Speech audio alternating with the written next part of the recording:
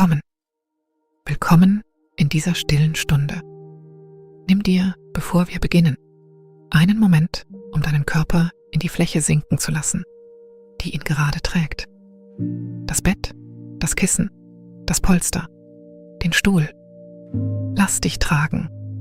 Du musst dich jetzt nicht selbst halten. Lass deine Schultern ein Stück weiter sinken, als sie es waren. Lass die kleinen Muskeln um deine Augen weich werden. Lass deinen Kiefer locker werden. Es gibt keinen Ort, an dem du sein musst. Nichts, das du lösen musst. Der Tag, was auch immer er brachte, liegt nun hinter dir. Und er kann dort still warten, bis der Morgen kommt. Heute Nacht wirst du treiben. Du wirst sehr langsam, sehr sanft treiben, über einem Flickenteppich grüner Täler, an Bord eines kleinen, stillen Luftschiffs, dessen Gondel nichts als eine Wiese ist. Eine Wiese am Himmel. Gräser und Klee und Mohn, wachsend in flachen Schalen mit Erde, den Wind auffangend. Es gibt eine einzige Aufsehergestalt an Bord. Ihr Titel ist lang und alt. Man nennt sie den Pollenkartophilen. Das bedeutet, mehr oder weniger, jemanden, der die Karten des Pollens liebt. Jemanden, der aufzeichnet, was der Wind trägt und wohin er es trägt und wann. Du wirst diesen Nachmittag mit ihm verbringen und bis in den Abend hinein und schließlich in die erste blaue Stille der Nacht. Du wirst helfen auf die kleinste Weise oder du wirst einfach zusehen. Beides ist gut. Nichts wird von dir verlangt. Du bist ein Gast der Wiese und die Wiese ist geduldig. Atme einmal langsam ein, wenn es sich natürlich anfühlt. Und lass die Luft ohne Eile wieder heraus. Und noch einmal. Spüre, wie die Luft in dich hineinströmt und wieder aus dir heraus. So leicht, wie der Wind über einen Grashalm streicht. Es gibt keine Eile. Es gibt überhaupt keine Eile. Und nun, wenn du bereit bist, lass dein inneres Auge sich zum Himmel öffnen. Lass den Himmel weit sein und blass und golden an seinem unteren Rand. Dort, wo die Sonne bereits ihre lange, langsame Neigung nach Westen begonnen hat. Und lass dich still, mühelos durch diese warme Nachmittagsluft aufsteigen, bis du sanft auf dem Deck eines dahintreibenden Wiesenzeppelins stehst. Das Erste, was dir auffällt, ist das Licht. Es ist ein honiggoldenes Licht, die Farbe eines spätsommerlichen Nachmittags. Jene Art Licht, das ein Gewicht zu haben scheint, das sich sanft an deine Haut lehnt. Es fällt ringsum auf die Wiese, auf die schwankenden Samenstände, auf die flachen Erdschalen, auf die blassen Rippen der Leinenhülle, die diesen ganzen stillen Garten in der Höhe hält. Alles glüht ein wenig. Alles wirkt ein wenig wirklicher als sonst und zugleich ein wenig mehr wie ein Traum. Das Zweite, was dir auffällt, ist die Luft. Sie ist kühl, dünn, eine Luft der großen Höhe. Sie berührt deine Wangen mit einer Weichheit, die dich an das frühe Frühjahr erinnert, obwohl die Wiese tief in ihrer spätsommerlichen Blüte steht. Die Luft riecht nach warmer, sonnengebackener Erde, nach zerdrücktem Gras, nach Klee, nach etwas leicht Pudrigem und Süßem, der Geruch von Pollen, der auf dem langsamen Atem des Windes von Schale zu Schale zieht. Das Dritte, was dir auffällt, ist der Klang. Da ist das trockene Rascheln von Grashalmen an der Leinwand, ein papierenes Flüstern, das immer weitergeht, leiser als ein Fluss. Da ist das leise Knarren des Tauwerks, irgendwo über und hinter dir, wenn das Luftschiff sanft auf der Strömung schaukelt. Da ist das tiefe Summen der Bienen, die zwischen den Blütenschalen wandern, ihre Körper mit gelbem Staub bepudert. Und weit unten, so weit unten, dass es fast eingebildet scheint, steigt der Gesang der Talvögel auf, getragen von den Aufwinden aus einem grünen Ort, den du durch den Dunst kaum sehen kannst. Der Zeppelin ist nicht groß. Er ist lang und niedrig und geformt wie ein weicher Brotlaib, der auf der Seite liegt. Die große Hülle wölbt sich über dir, blasses Leinen über hohle Holzrippen gespannt, glühend dort, wo das Sonnenlicht hindurchfällt. Unter deinen Füßen ist nicht wirklich ein Deck, sondern eine Art breiter, flacher Garten. Die Gondel geöffnet und mit Erde gefüllt, mit Schalen, mit Pfaden aus glattem, hellem Holz, die zwischen den wachsenden Dingen verlegt sind. Du kannst hier gehen, wenn du magst.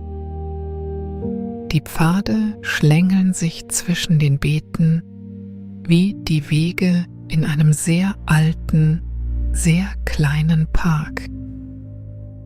Du erinnerst dich nicht, an Bord gegangen zu sein. Es scheint, du warst immer schon hier. Der Wiese ist es einerlei. Die Wiese heißt dich willkommen, wie Wiesen jeden willkommen heißen, indem sie still weiter wächst.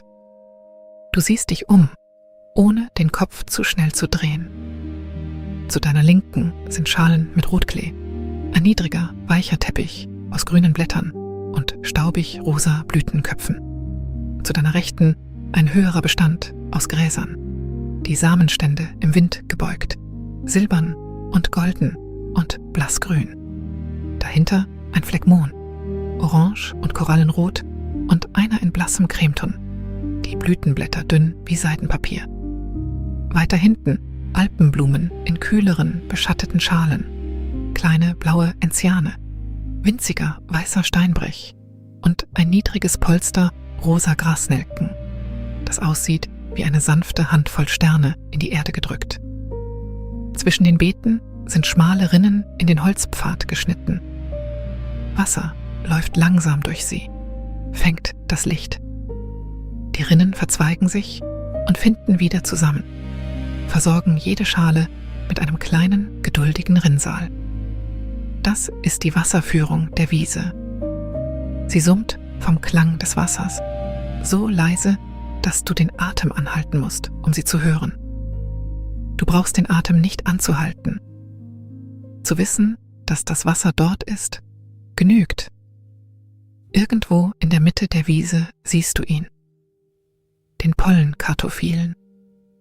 Er kniet an einer der Schalen, mit dem Rücken zu dir, die Ärmel bis zu den Ellbogen aufgekrempelt, einen kleinen Pinsel in der Hand.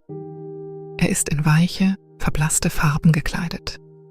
Eine Leinentunika in der Farbe trockenen Grases, weite Hosen in der Farbe nassen Steins, ein Stoffgürtel, in den eine große Zahl kleiner Werkzeuge gesteckt ist. Sein Haar ist an den Schläfen silbern und sonst honigbraun, und auf seinem Nacken ist ein Fleck blassgelben Pollens, als hätte er eine Blüte gestreift, ohne es zu bemerken. Er dreht sich nicht um, als du näher kommst. Er muss es nicht. Die Wiese sagt ihm, dass du hier bist, so wie eine Wiese ihrem Hüter alles sagt, indem sie sich ganz leicht im Wind bewegt. Er summt leise vor sich hin. Es ist eine kleine, umherschweifende Melodie, ohne Anfang und ohne Ende. Es ist die Art von Summen, das ein Mensch macht, wenn er vollkommen zufrieden ist. Du stehst eine Weile und siehst ihm bei der Arbeit zu. Es gibt keine Eile. Zusehen ist eine Art zu helfen, an einem Ort wie diesem. Sein Pinsel bewegt sich in langsamen, sorgfältigen Bögen über die Staubbeutel einer Flockenblume. Die Borsten sind weich. Der Pollen hebt sich in feinem, gelbem Staub von der Blüte und legt sich auf den Pinsel. Und dann, mit einer noch sanfteren Bewegung, dreht er den Pinsel und klopft ihn 3 leichte Schläge gegen die offene Mündung eines kleinen Papierumschlags, der auf seinem Knie ruht. Der Pollen gleitet hinunter in den Umschlag. Er faltet die Oberkante des Umschlags einmal und dann noch einmal und legt ihn auf ein hölzernes Tablett neben sich. Auf dem Tablett liegen viele solcher Umschläge, vielleicht 20 vielleicht 30. Jeder ist ein wenig anders. Eine andere Papierfarbe, ein anderer blasser Ton des darin ruhenden Staubs. Nach einem Moment greift die pflegende Person nach einem kleinen Notizbuch, das im Gürtel steckt. Sie schlägt es auf dem Knie auf. Sie tunkt einen sehr kurzen Bleistift in den Mundwinkel, um die Spitze zu befeuchten. Und dann schreibt sie in winzigen, ordentlichen Buchstaben am oberen Rand des Umschlags entlang. Von hier aus kannst du nicht ganz lesen, was sie schreibt. Aber du kannst es erahnen. Sie schreibt den Namen dieses Windes, die Stunde des Tages, die Richtung, aus der der Wind kommt, den Namen der Blume, von der er diesen Pollen hochgetragen hat. Das ist ihr Werk. Dafür ist eine Pollenkartophile da. Sie hütet die Karten des Windes. Nicht die Karten, die Seeleute benutzen oder die Karten, die Piloten benutzen, sondern eine langsamere, sanftere Art von Karte. Eine Karte dessen, was der Wind trägt, woher und wann. Du trittst einen Schritt näher. Der hölzerne Pfad ist warm unter deinen Füßen. Das Gras streift sanft an deinen Knöcheln, während du vorbeigehst. Da ist wieder dieses trockene Rascheln, das Flüstern der Halme aneinander und an der blassen Leinwand der Hülle, die den Himmel hält. Die Pollenkartophile hebt endlich den Kopf und wendet sich dir zu. Ihre Augen haben die Farbe von Tee, den man hat kalt werden lassen. Sie lächelt ohne Eile und hebt eine Hand zu einem kleinen Gruß. Sie spricht nicht.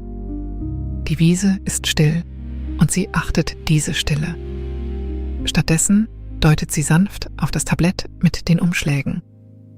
Eine Einladung. Du darfst schauen, wenn du magst. Du kniest dich neben sie. Der Pfad ist warm durch den Stoff an deinen Knien. Du beugst dich vor und schaust auf die kleinen Papierumschläge. Und jetzt kannst du die Schrift lesen. Südlich 4 Uhr, Flockenblume.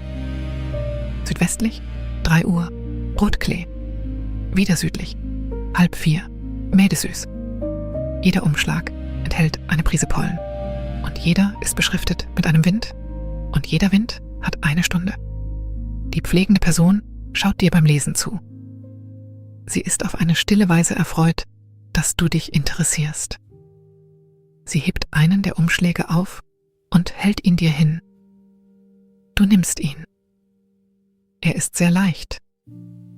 Du kannst durch das Papier das feinste Verschieben des Staubs im Innern spüren, wie ein Flüstern. Du gibst ihn behutsam zurück und sie legt ihn in eine kleine, mit Filz ausgeschlagene Holzschatulle. Die Schatulle wandert in eine Ledertasche an ihrer Hüfte. Die Tasche ist alt und vom Gebrauch weich geworden. Ihre Schnallen haben die Farbe von dunklem Honig. Später wird sie diese Umschläge zum Atlas bringen. Aber zuerst ist noch mehr zu tun und die Arbeit lässt sich Zeit. Und es ist noch sehr viel Nachmittag übrig. Sie erhebt sich langsam und klopft sich die Erde von den Knien. Du erhebst dich mit ihr. Sie bedeutet dir zu folgen und du folgst entlang dem hölzernen Pfad zwischen den niedrigen Kleebeeten und den höheren Grashorsten hindurch. Der Zeppelin wiegt sich ganz sanft unter deinen Füßen. Es ist keine ruckartige Bewegung. Es ist eher wie die Bewegung eines Bootes auf einem stillen See oder die Bewegung einer Wiege in einem ruhigen Zimmer. Du merkst, dass sich dein Körper bereits darauf eingestellt hat.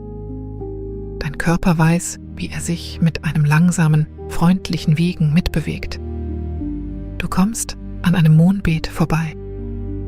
Die Blütenblätter regen sich in der Brise und eines von ihnen, cremefarben und dünn wie ein Mottenflügel, löst sich und hebt in die Luft. Es schwebt an deiner Schulter vorbei. Du schaust ihm zu, wie es höher und höher treibt. und dann hinaus über den Rand der Wiese, in den blassgoldenen Himmel.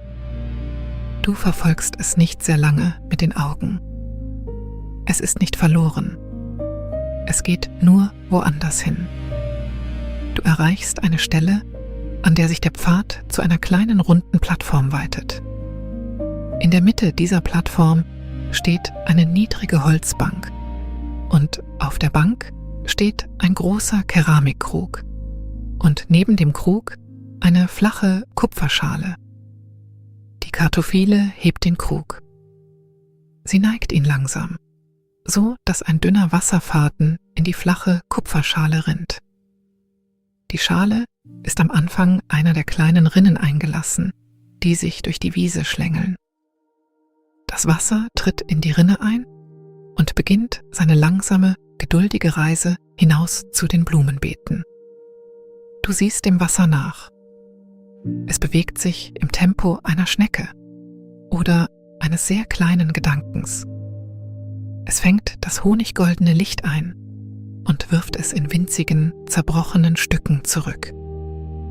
Die Kartophile summt ihre wandernde Melodie. Sie füllt den Krug aus einem größeren Gefäß am Rand der Plattform nach. Ein breites Fass aus hellem Holz mit einem hölzernen Deckel, gegen die Sonne verschlossen gehalten.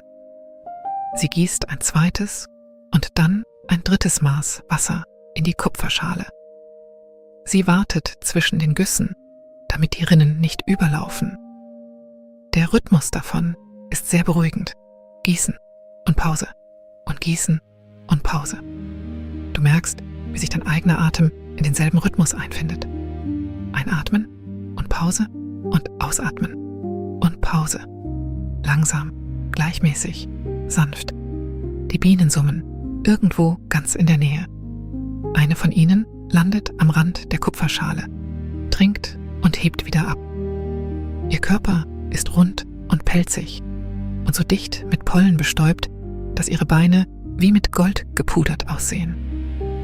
Sie fliegt ohne Eile, webt sich zwischen den Samenständen hindurch.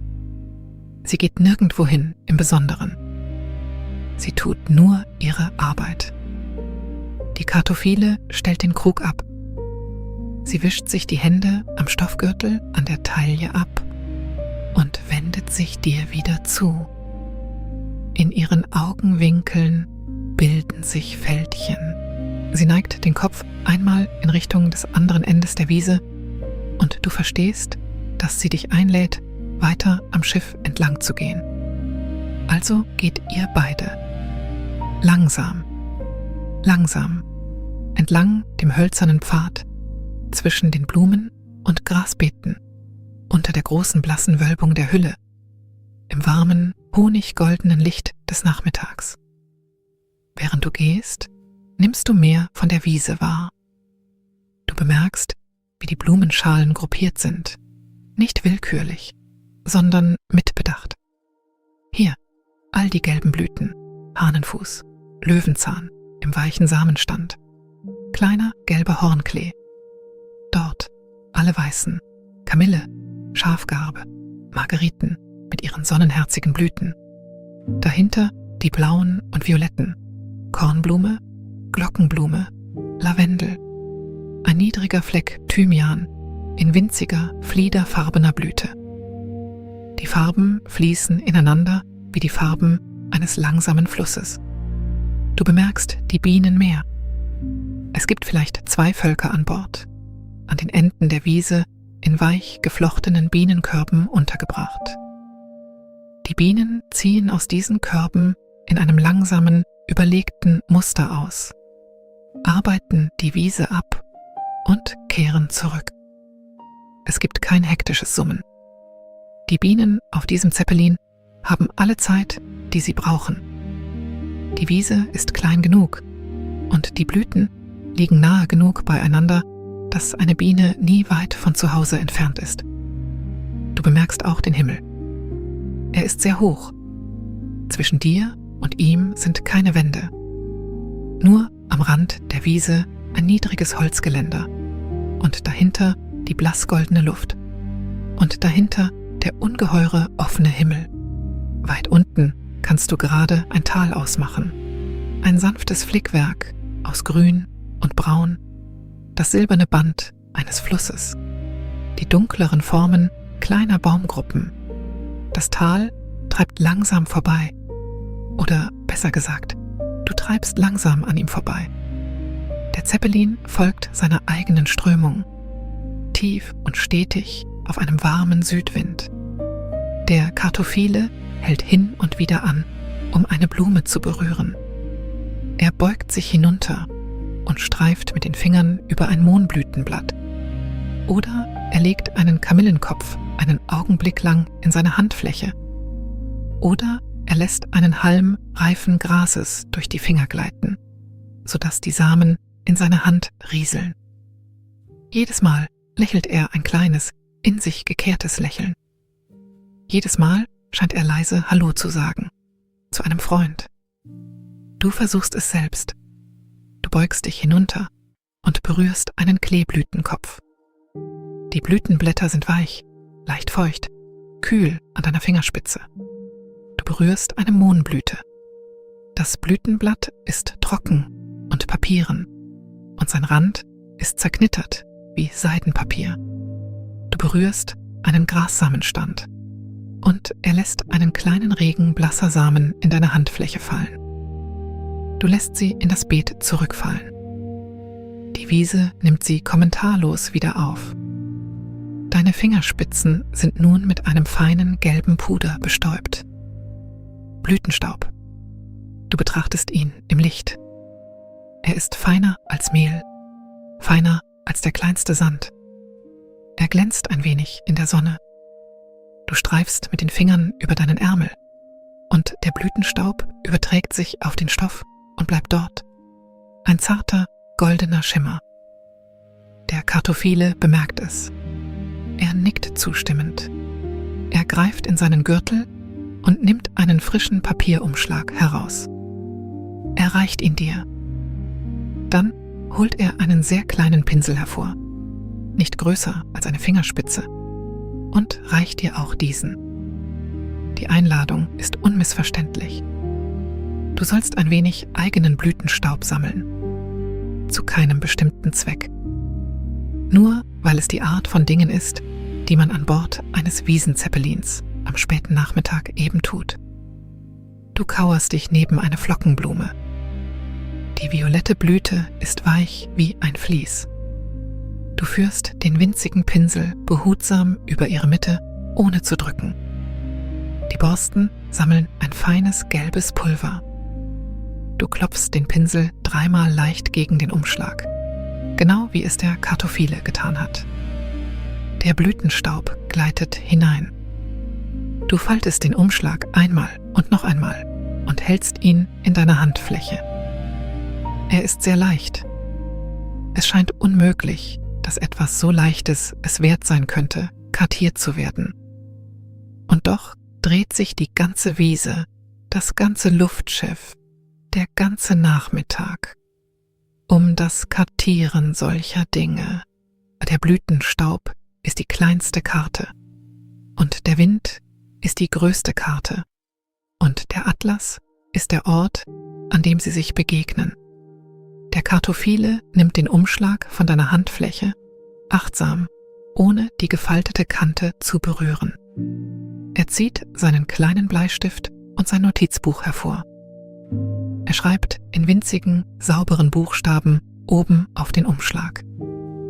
Dann schiebt er ihn in seine Umhängetasche, wo er sich zu allen anderen gesellt. Er klopft einmal auf die Tasche, eine kleine, zufriedene Geste. Ein weiterer Umschlag für den Atlas. Ein weiteres kleines Stück Wind, aufbewahrt. Du gehst weiter. Der Zeppelin knarrt leise. Die Seile über dir verschieben sich in ihren Rollen. Und irgendwo im Takelwerk erklingt ein tiefes, hölzernes Ächzen.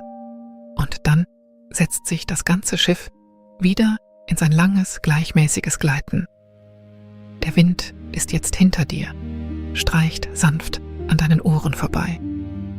Er duftet nach Klee, nach Gras und nach irgendeiner Blume weiter vorn. die du nicht ganz benennen kannst. Der Kartophile bleibt an einem breiteren Beet stehen. Hier stehen die Schalen etwas höher, auf hölzernen Böcken, und die Blumen darin sind vielfältiger und kostbarer. Dies sind die alpinen Gewächse, kleine, zähe Pflanzen, die in ihrem eigentlichen Leben in sehr großer Höhe wachsen. An Bord des Zeppelins fühlen sie sich beinahe wie zu Hause. Die Luft ist hier dünn genug für sie. Der Kartophile zieht sie mit besonderer Sorgfalt. Du beugst dich hinein und siehst sie. Winzige blaue Enziane, nicht größer als ein Fingernagel, gewölbt wie kleine Glöckchen. Weißer Steinbrech in Polstern aus grünem Moos, rosa Grasnelken auf zarten Stielen. Ein einzelner gelber Mohn aus einem kalten Land, so klein, dass er scheu wirkt. Der Kartophile berührt die Blätter jeder einzelnen sanft, in einer Art Begrüßung. Von diesen sammelt er keinen Blütenstaub. Nicht heute. Diese sind auf eine andere Weise für den Atlas bestimmt. Er kniet sich neben die Alpenschale und öffnet einen kleinen Holzkasten, der unter dem Bock gestanden hat. Der Kasten hat einen Klappdeckel und ist mit weichem grünem Stoff ausgeschlagen. Darin, auf dem Stoff ruhend, liegen 3 dünne Löschpapierblätter aus Baumwolle, bleich und sauber, jedes etwa so groß wie eine geöffnete Hand. Daneben liegen 3 flache Flusssteine, glatt und grau und warm anmutend. Die Steine sind rund und schwer. Sie sind über viele Jahre vom Wasser glatt geschliffen worden. Der Kartophile nimmt eine kleine, schmale Schere zur Hand.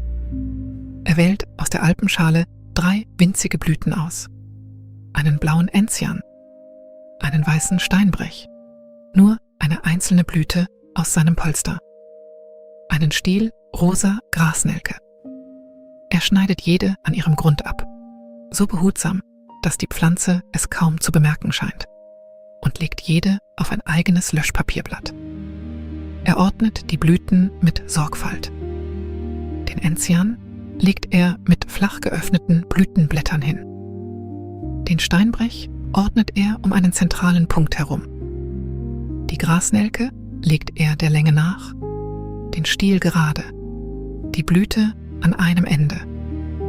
Jede Blume ist nun ein kleines, stilles Porträt auf ihrem Baumwollblatt. Er legt ein zweites Löschpapierblatt auf jede Blume und setzt dann sanft einen Flussstein darauf. Die Steine legen sich zurecht. Die Löschpapierblätter flüstern. Das Papierenflüstern gepresster Blütenblätter zwischen Löschpapier. Es ist einer der leisesten Klänge, die du je gehört hast. Er scheint fast keine Lautstärke zu haben, aber er hat sehr viel Textur, ein kleines trockenes Knistern, ein Sichsetzen, ein Verstummen. Die 3 Steine stehen in einer ordentlichen Reihe. Der Kartophile stellt den Holzkasten an einen Ort, wo er nicht gestört wird, und wendet sich dir wieder zu. Er deutet einmal an, dass diese Blüten nun ruhen müssen. Das Pressen braucht Zeit. Es lässt sich nicht beschleunigen. Später, wenn sie trocken und flach und leicht duftend sind, werden sie in den Atlas selbst überführt. Fürs Erste liegen sie einfach da, still, und werden gepresst. Du atmest einmal lang und langsam ein und wieder aus. Du hast einen Augenblick lang das Gefühl, die Wiese besser zu verstehen. Nichts hier wird gehetzt. Das Wasser bewegt sich langsam. Der Blütenstaub fällt langsam. Die Blütenblätter trocknen langsam unter dem Gewicht kleiner warmer Steine. Der Wind treibt langsam dahin und das Schiff treibt langsam mit ihm. Alles auf diesem Zeppelin hat die Geduld einer Wiese gelernt. Die Zeit ist hier lose. Der Nachmittag vertieft sich.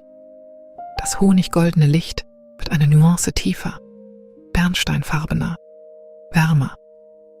Die Schatten in den Blumenschalen werden länger. Die Bienen kehren nach und nach in ihre Körbe zurück. Der Vogelgesang aus dem Tal unten wird leiser, während sich die Vögel in ihren fernen Hecken zur Ruhe setzen. Der Kartophile führt dich gemächlich den Pfad zurück und hält an jeder der flachen Wasserrinnen an. Er kniet an jeder nieder und wischt mit einem weichen Tuch alle Blattstückchen oder Staubkörner heraus, die sich in der Strömung angesammelt haben mögen. Das Wasser fließt nach jeder Reinigung ein wenig freier. Du hilfst auf kleine Weise, indem du das Tuch hältst, wenn er es braucht, und ihm ein frisches reichst, wenn das erste verschmutzt ist. Zwischen den Rillen sind auch kleine Ringe aus hellem Stein in den Weg eingelassen. Das sind, so erkennst du, Markierungen. Jeder Ring ist mit einem Symbol graviert, einem Pfeil, einer Schleife oder einem kleinen Dreieck. Die Symbole zeigen an, für welche Winde dieser Abschnitt der Wiese angelegt wurde. Die Kartophile berührt jeden Ring im Vorbeigehen. Eine Gewohnheit vielleicht. Eine leise Begrüßung. Hallo, Südwind. Hallo, Südwestwind. Hallo, hoher Thermikwind. Du berührst selbst einen Ring. Der Stein ist warm von der Sonne. Er fühlt sich glatt an unter deiner Fingerspitze und abgegriffen an den Rändern, wo 100 Hände an 100 Nachmittagen ihn zuvor berührt haben. Du erreichst wieder die Mitte der Wiese. Hier, auf einem leicht erhöhten Teil des Weges, steht eine kleine Holzhütte. Sie ist nicht größer als ein Gartenschuppen, gestrichen in der blassen Farbe alter Sahne, mit einem flach geneigten Dach und einer einzigen schmalen Tür. Über der Tür steht, in verblassten blauen Buchstaben, das Wort Atlas. Nichts weiter, nur Atlas. Die Kartophile öffnet die Tür. Die Scharniere geben ein tiefes, gut geöltes Seufzen von sich. Drinnen ist die Hütte gedämpft und kühl und riecht kräftig nach getrockneten Blütenblättern. Ein Duft, der irgendwo zwischen alten Büchern, Lavendel und sonnenwarmem Heu liegt. Es ist der Geruch vieler Sommer, in Papier gepresst, geborgen vor Wind und Regen. Du senkst leicht den Kopf und trittst ein. Es ist gerade genug Platz für 2 Personen. Die Wände sind vom Boden bis zur Decke mit Regalen ausgekleidet. Auf jedem Regal ruhen große flache Bücher, in weiches braunes Leder gebunden. Manche sind dick, manche sind dünn. Alle sind staubfrei und alle sind an den Buchrücken in kleinen handgeschriebenen Buchstaben beschriftet. Herbst, West, Frühling, Thermik, Sommer, Süd, Winter, still. Der Atlas ist nicht ein Buch. Er ist viele. Er ist eine Bibliothek. Die Kartophile zieht ein Buch aus einem mittleren Regal. Sie legt es sanft auf einen breiten Holztisch in der Mitte der kleinen Hütte. Der Tisch ist durch langen Gebrauch glatt geworden und seine Kanten sind vom Alter weich. Sie schlägt das Buch auf. Die Seiten darin sind dick und cremefarben und jede trägt eine gepresste Blume oder eine Prise Blütenstaub, versiegelt unter einem dünnen Blatt Seidenpapier oder eine kleine handgeschriebene Notiz. Du lehnst dich vor. Nun kannst du sehen, wie es funktioniert. Jede Seite ist ein Moment. Ein Wind, eine Stunde, eine Blume. Die Winde sind nach Jahreszeit, nach Richtung, nach Stärke geordnet. Die Pollenkuverts sind in kleine Taschen auf der Seite gesteckt. Die gepressten Blumen liegen flach und ruhig, ihre Farben gedämpft, aber immer noch da.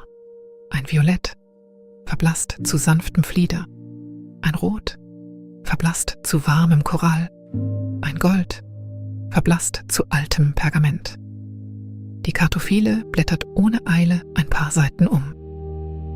Sie findet den Abschnitt, den sie sucht. Spätsommer, Süd, niedrige Thermik. Sie streicht die Seite mit der flachen Hand glatt. Sie nimmt aus ihrer Tasche 3 der neuesten Kuverts, die du sammeln geholfen hast, und schiebt sie in eine frische Tasche. Sie beschriftet die Tasche mit ihrer winzigen, ordentlichen Handschrift. Dann fügt sie daneben eine kleine Notiz hinzu, die die Stunde, die Farbe des Lichts und den Klang des Windes im Gras beschreibt. Der Stift kratzt, ganz leise. Es ist beinahe derselbe Klang wie das papierne Flüstern gepresster Blütenblätter. Dasselbe kleine, trockene Knistern. Du spürst, wie deine Augen weicher werden, während du dem Stift zusiehst. Du spürst, wie dein Atem langsamer wird, während du ihm zuhörst. Als die Kartophile fertig ist, schließt sie das Buch behutsam und schiebt es zurück auf sein Regal. Die Bibliothek seufzt, ganz leise, während das Buch sich zu seinen Geschwistern einfügt. Der Duft gepresster Blütenblätter steigt wieder auf. Lavendel und Heu und alte Bücher und Sommer. Du trittst aus der Hütte hinaus. Die Kartophile schließt die Tür hinter dir. Die Scharniere seufzen ihr gut geöltes Seufzen. Du bist wieder unter den Blumen, wieder unter dem blassgoldenen Himmel. Doch nun ist der Himmel an seinem Rand einen Hauch rosiger und das Licht ist noch bernsteinfarbener geworden als zuvor. Der Nachmittag faltet sich sanft in den Abend hinein. Der Wind, noch immer aus Süden, hat sich um 1-2 Grad abgekühlt. Er streicht dir über die Wangen und er ist nicht mehr ganz so warm wie zuvor.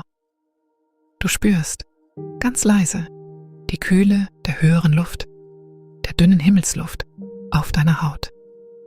Sie ist erfrischend.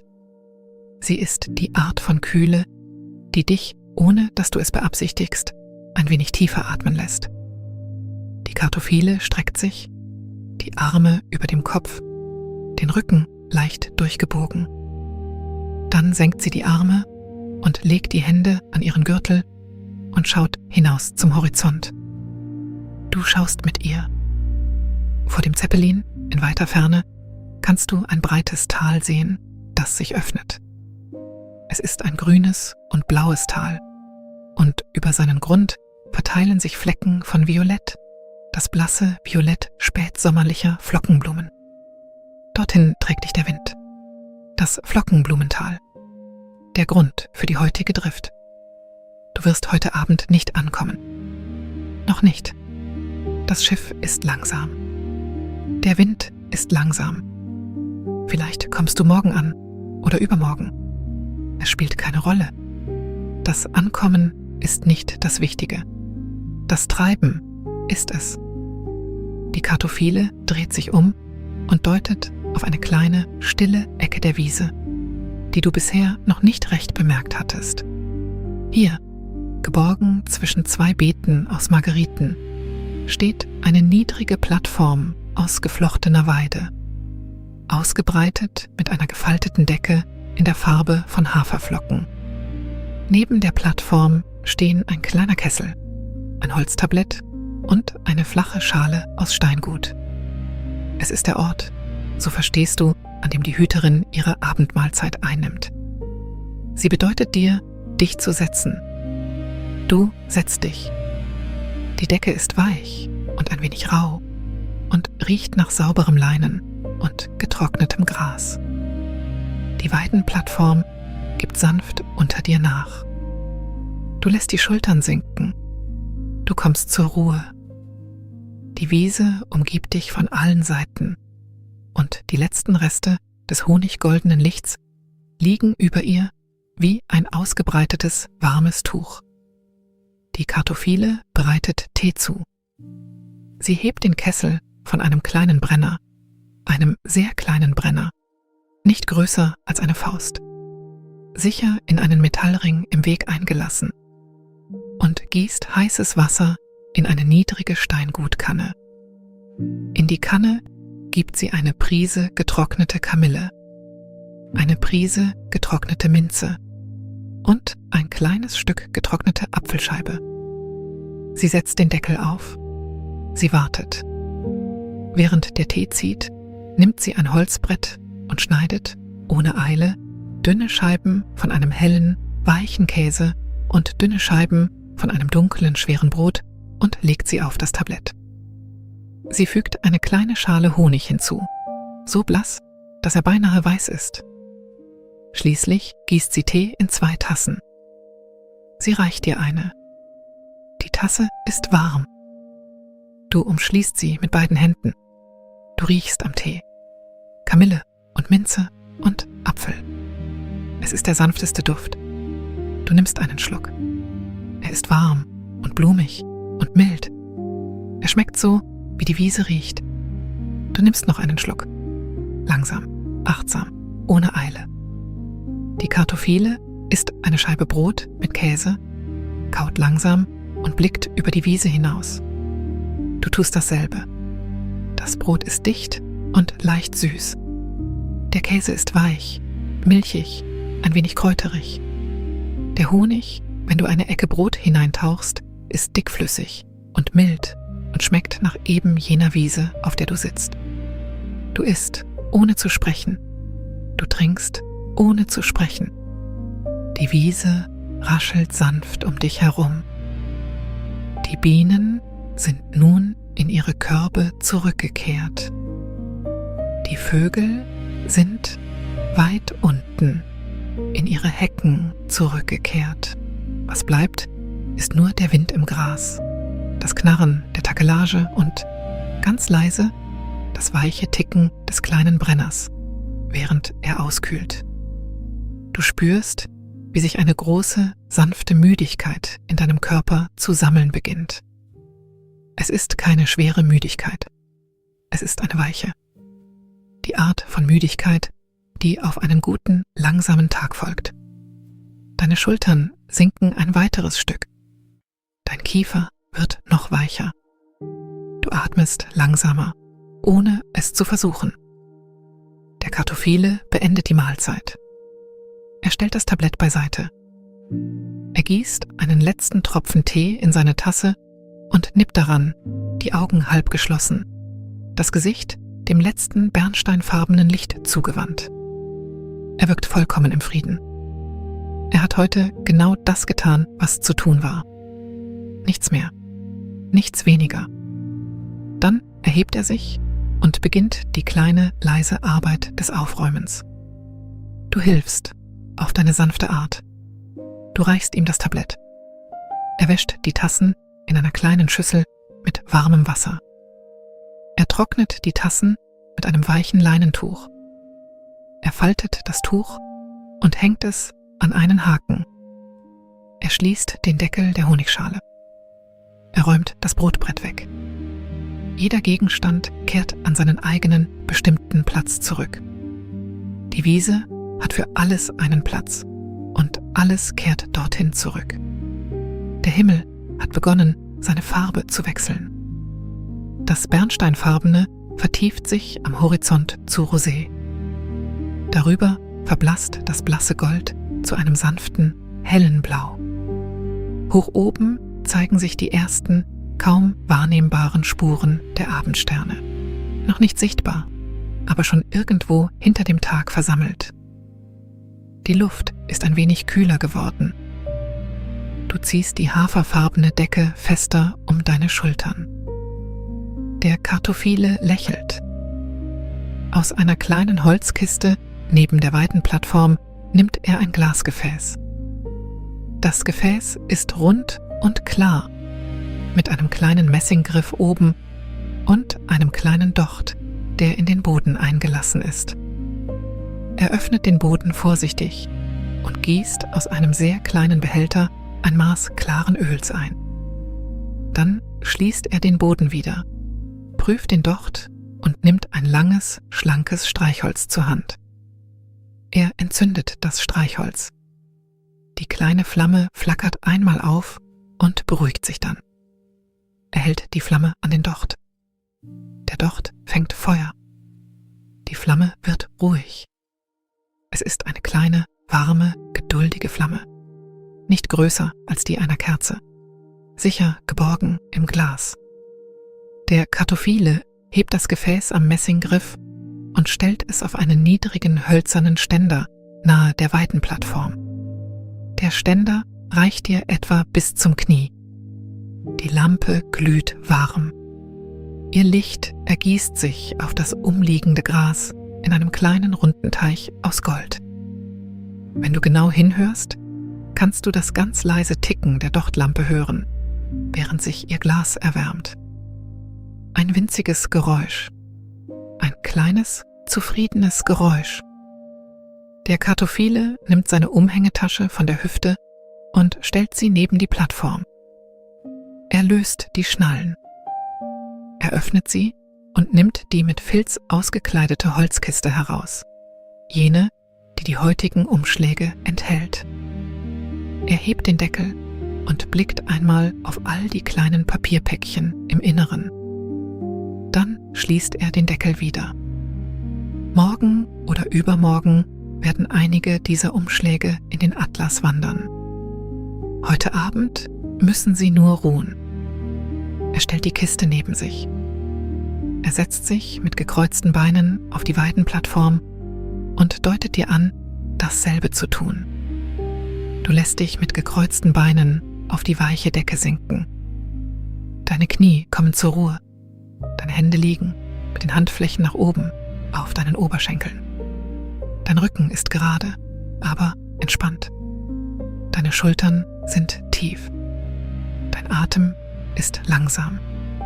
Ihr sitzt zusammen auf der Wiese. Die Dochtlampe tickt leise. Das Gras raschelt. Die Takelage knarrt. Das Schiff schaukelt. Der Himmel dunkelt um den kleinsten Grad. Du schaust auf das Licht. Die kleine Flamme im Glas ist sehr ruhig.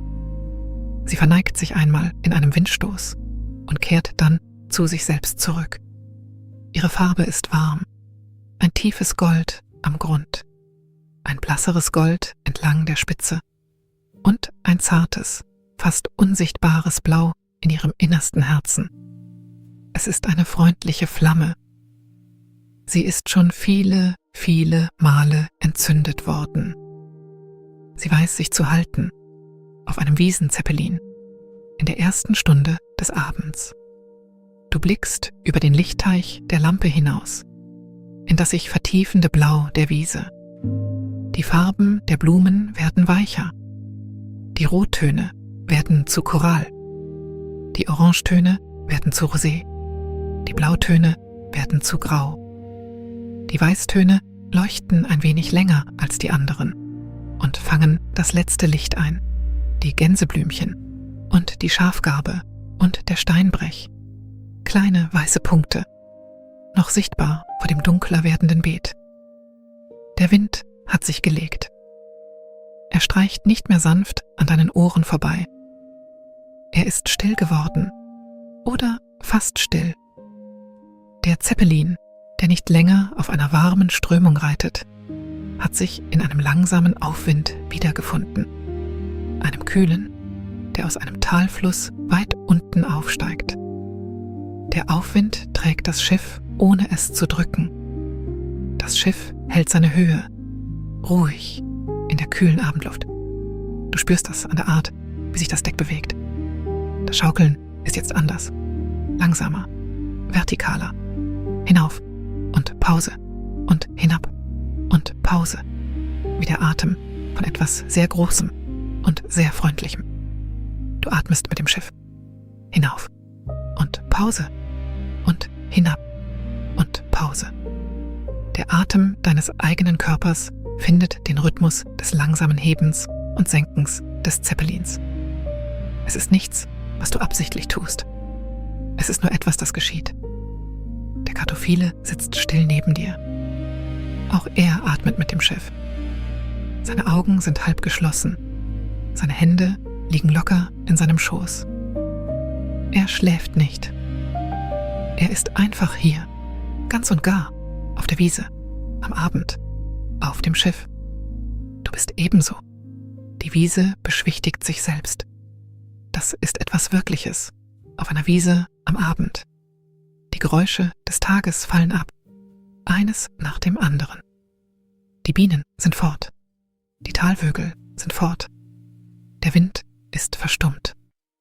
Was bleibt, ist nur die kleinste Art von Rascheln, das leiseste Flüstern, das zarteste Ticken einer sich erwärmenden Lampe. Die Wiese bereitet sich auf die Nacht vor. Du spürst, wie auch du dich vorbereitest. Nicht, um irgendetwas zu tun, nur um zu ruhen. Dein Körper ist warm unter der haferfarbenen Decke. Dein Atem ist langsam. Deine Augen sind schwer. Der Tee hat sich still in deinem Bauch niedergelassen und die kleine Mahlzeit hat sich ebenso still niedergelassen und es gibt keinen Ort in dir, an dem irgendetwas unruhig wäre. Der Kartophile summt einmal, ganz leise. Nur eine kleine Phrase aus einer wandernden Melodie. Dann wird er wieder still. Die Wiese nimmt das kleine Summen an und die kleine Stille, die darauf folgt, und beschwichtigt sich weiter. Du blickst schließlich hinauf, in den Himmel. Er hat sich nun zu einem sanften Dunkelblau vertieft, der Farbe eines gut getragenen Baumwolltuchs. Die Sterne beginnen sich zu zeigen, erst einer, dann zwei, dann eine kleine Handvoll, blass und still und geduldig. Es ist noch kein Mond zu sehen. Der Mond wird später kommen, falls er heute Nacht überhaupt kommt. Für jetzt gibt es nur die Sterne und den kleinen Teich aus Lampenlicht um dich her. Über dir fängt die große blasse Hülle des Zeppelins das Sternenlicht ein und wirft es zurück, ganz leise, wie die Unterseite einer Wolke. Das Schiff ist eine sanfte Form vor dem Himmel, das dich und die Wiese und die Hüterin in seiner geduldigen Mulde hält. Es braucht nichts von dir. Es hält dich nur. Du atmest lang und langsam ein. Du lässt den Atem ziehen. Die Wiese raschelt leise zur Antwort. Die Kartophile legt sich endlich auf die Weidenplattform. Sie schiebt einen Arm unter den Kopf. Sie zieht eine kleine Decke über sich. Sie atmet tief ein und lässt den Atem in einem langsamen, weichen Seufzen wiederziehen. Sie kommt zur Ruhe. Sie lässt den Tag los. Auch du legst dich hin. Du streckst dich auf der Weidenplattform aus. Du ziehst die haferfarbene Decke um dich. Die Weide gibt sanft nach unter deinem Körper. Die Decke ist warm. Die Wiese um dich und über dir hält ihre Stille. Die Dochtlampe tickt leise neben dir. Ihr warmes Licht fällt auf das Gras und auf die umgeschlagene Ecke deiner Decke und auf das kleine hölzerne Kästchen mit den Umschlägen. Das Licht ist klein, aber das Licht ist genug. Lass deinen Körper nun weiter weich werden. Lass deine Füße nach außen fallen. Lass deine Hände ruhen, wo immer sie mögen. Lass deine Schultern in das sinken, was unter dir liegt. Lass deinen Kiefer locker sein. Lass deine Stirn glatt sein. Lass deine Augen ruhen. Geschlossen oder fast geschlossen, wie es dir leichter fällt. Du bist auf einer Wiese, hoch über der Welt. Der Wind ist still, das Schiff ist still, die Hüterin ist still, die Sterne sind still, alles ist still und alles ist geborgen. Das Gras raschelt, leise, ein letztes Mal in der kühler werdenden Luft. Das Tauwerk knarrt einmal und legt sich zur Ruhe. Die Lampe tickt. Das Schiff steigt und verharrt und sinkt und verharrt und steigt wieder. Spür deinen Atem, wenn du magst, für einen Augenblick. Ein und aus. Ein und aus. Langsam, leicht, ohne Eile. Lass die Wiese treiben. Lass das Schiff treiben. Lass dich mit ihnen treiben. Du musst nirgends ankommen. Das Flockenblumental wird morgen noch da sein. Oder übermorgen. Oder am Tag danach. Der Wind bringt dich, wenn der Wind bereit ist. Heute Nacht nur Ruhe. Nur Ruhe. Der Pollen schläft in seinen Umschlägen. Die gepressten Blüten schlafen unter ihren Flusssteinen. Der Atlas schläft auf seinen Regalen. Die Bienen schlafen in ihren Körben. Das Tal darunter schläft unter seinem eigenen sanften Dunkel. Und die Wiese schläft. Die Wiese schläft. Die Lampe tickt, leiser jetzt. Der Docht ist zur Ruhe gekommen. Die Flamme ist klein und stetig. Warmer Stein, warme Erde, warmes Brot, warmer Tee, kühler Himmel, kühler Wind, kühler Rand der Decke, trockenes Rascheln von Gras, papiernes Flüstern von Blütenblättern, leises Knarren von Seil, honiggoldenes Licht, erinnert, pudriger gelber Pollen, erinnert, das tiefe Summen der Bienen, erinnert. All das gehalten, all das bewahrt, all das geborgen. Lass deinen Körper schwer sein. Lass deine Gedanken leicht sein. Lass beide treiben. Die Wiese treibt weiter. Das Schiff treibt weiter. Die Nacht treibt weiter. Du bist gehalten. Du bist gehalten. Du bist gehalten. Ruh dich jetzt aus. Ruh dich aus. Die Lampe tickt. Leiser, leiser. Das Gras raschelt. Leiser, leiser. Das Schiff wiegt. Langsamer, langsamer. Schlaf, schlaf und treib. Schlaf. Der Wind lässt nach. Die Seile verstummen. Das kleine Messingglöckchen an der Reling des Schiffes klingt nicht. Es schwingt nur, der Klöppel berührt kaum den Rand. Ein Klang so leise, dass er fast die Erinnerung an einen Klang ist. Irgendwo weit unten dreht sich das Tal in seiner langen, langsamen Drehung. Die Flockenblume nickt. Der Klee schließt sich. Die Bienen in ihren Körben atmen zusammen. Ein großes, warmes Atmen. Und die Körbe heben und senken sich mit ihnen, so wie sich eine Brust im Schlaf hebt und senkt. Und die Wiese oben, die Wiese, auf der du bist, tut dasselbe. Sie atmet. Sie hebt sich. Sie senkt sich. Die Decke an deiner Schulter ist warm. Das Kissen aus gefaltetem Leinen unter deinem Kopf ist warm.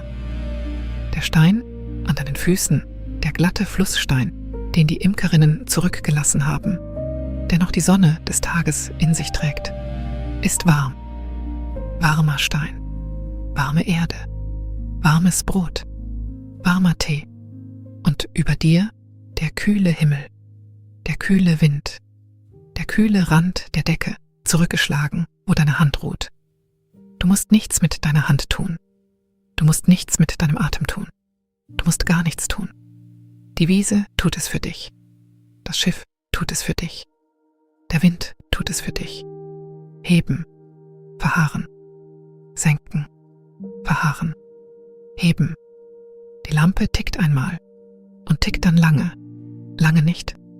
Und dann tickt sie wieder, so sanft, dass sie ein Teil des Holzes selbst sein könnte.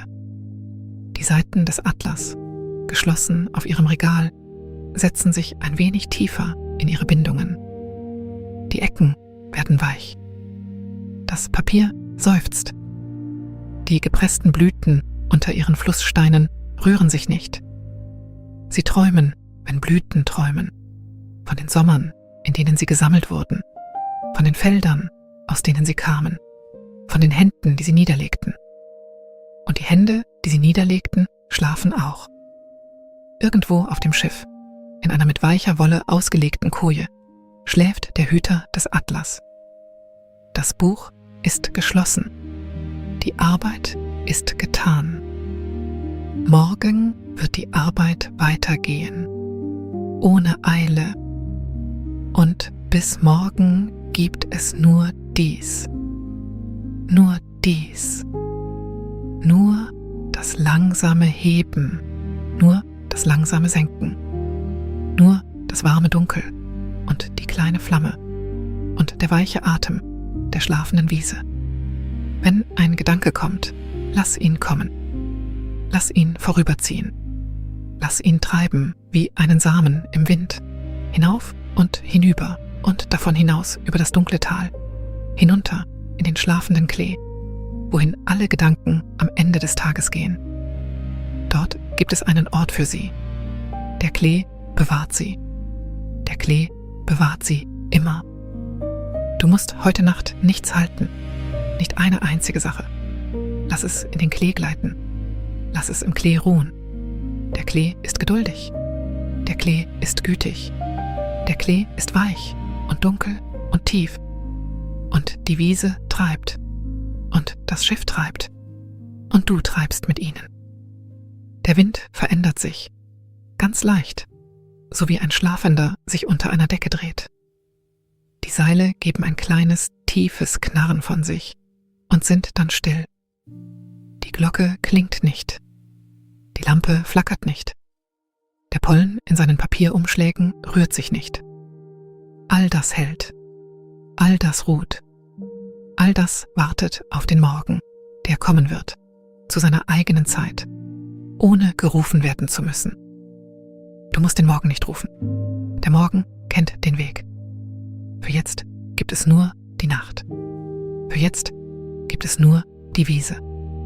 Für jetzt gibt es nur das langsame, warme Dunkel. Atme, wenn du magst, noch einmal und dann lass den Atem sich selbst weiteratmen. Ein und aus. Ein und aus. Leiser, leiser. Das kleine Messingglöckchen schwingt und klingt nicht. Die Lampe tickt und tickt nicht. Die Seile knarren und knarren nicht. Die Welt wird still. Die Welt wird still für dich.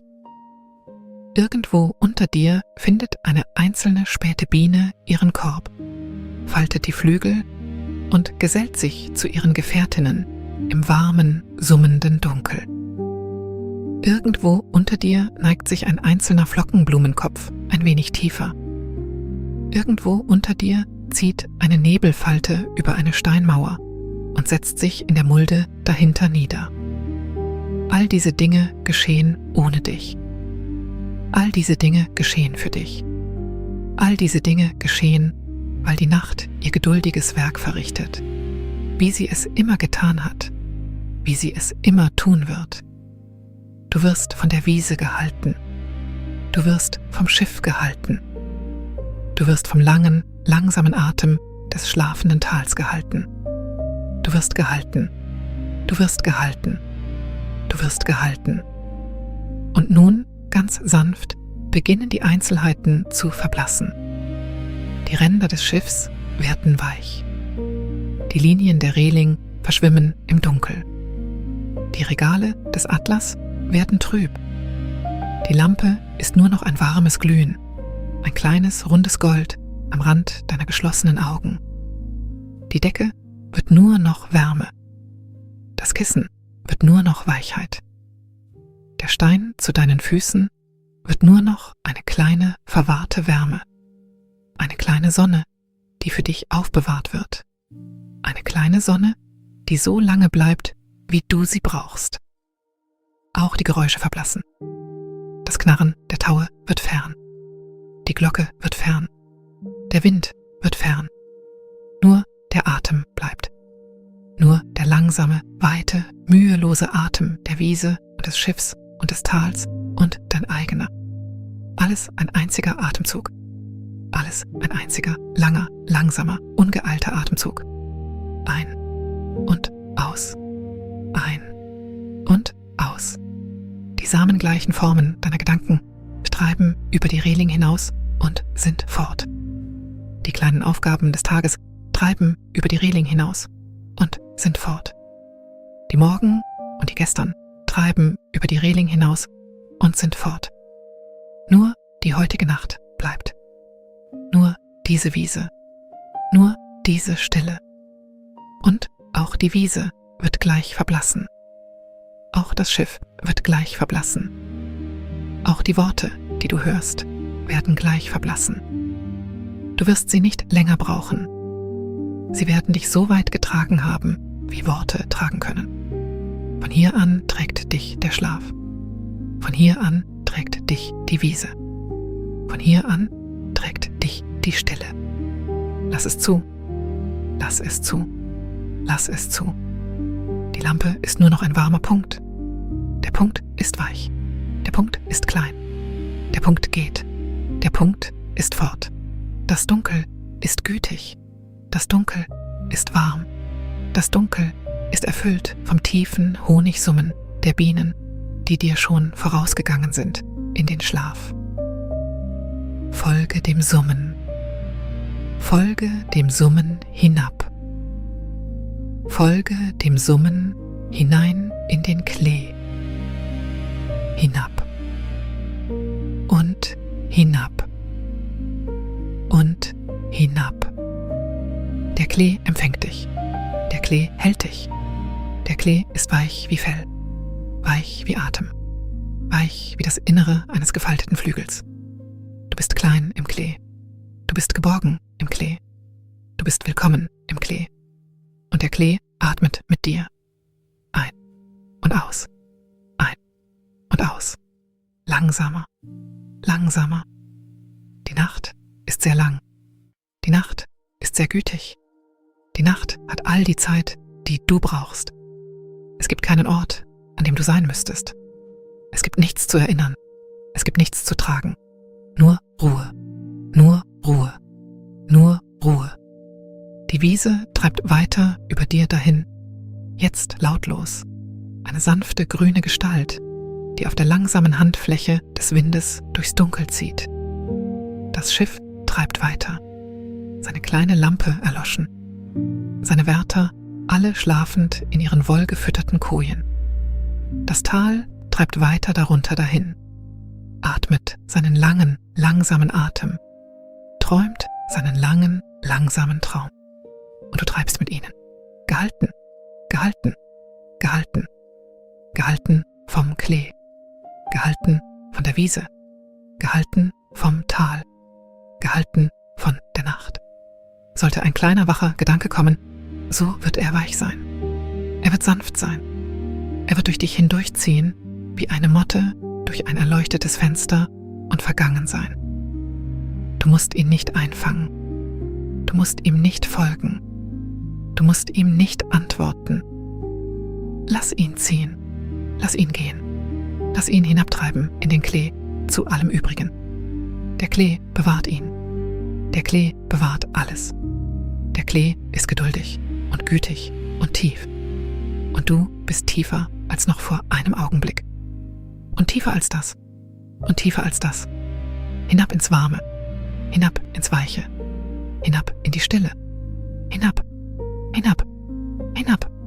Am Grund des Klees gibt es einen Ort, an dem die Wurzeln auf die Erde treffen.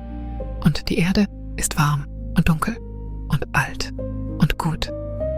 Sie riecht nach Regen von vor langer Zeit. Sie riecht nach Blättern, die in einem längst vergangenen Herbst fielen, die sich selbst verziehen und Erde wurden. Dort ruhst du. Du ruhst in der warmen, dunklen Erde. Du ruhst, wie die Samen ruhen, wie die schlafenden Zwiebeln ruhen, wie die kleinen, stillen Wurzeln ruhen. Gehalten von der Erde.